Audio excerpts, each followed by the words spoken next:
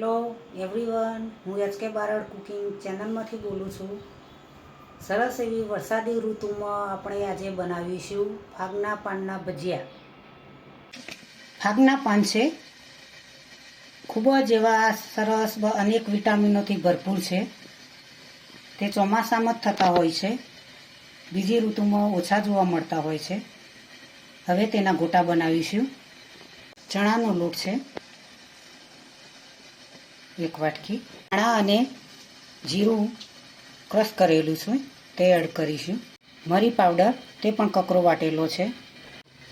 મીઠું એડ કરીશું સ્વાદ અનુસાર। ધાણા જીરું પાવડર,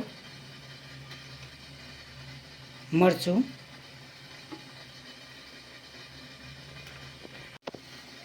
એક ચમચી સોજી એડ કરીશું। આદુ મરચાં અને લસણની પેસ્ટ એડ કરીશું। મિક્સ કરી દઈશું।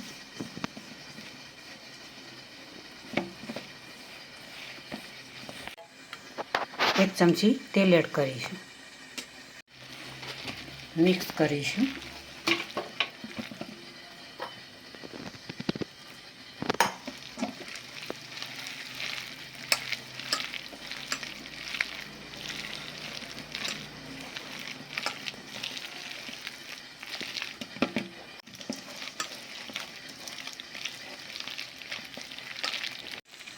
આ રીતે પાન સાથે મિક્સ કરી દીધો લોટ। સોડા એડ કરીશું।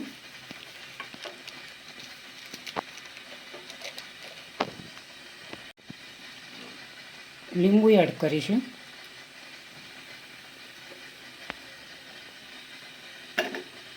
લીંબુ એડ કરવાથી ગોટાનો સ્વાદ ખૂબ જ સરસ આવતો હોય છે। ખોળ એડ કરીશું।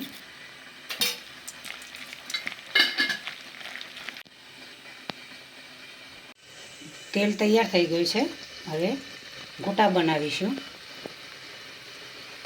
ખીરું એડ કરીશું થોડું થોડું।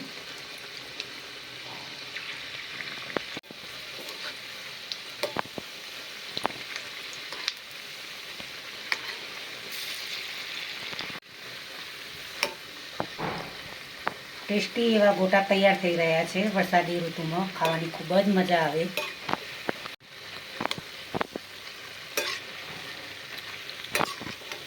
ગોટા તૈયાર થઈ ગયા છે। પ્લેટની અંદર સર્વ કરીશું।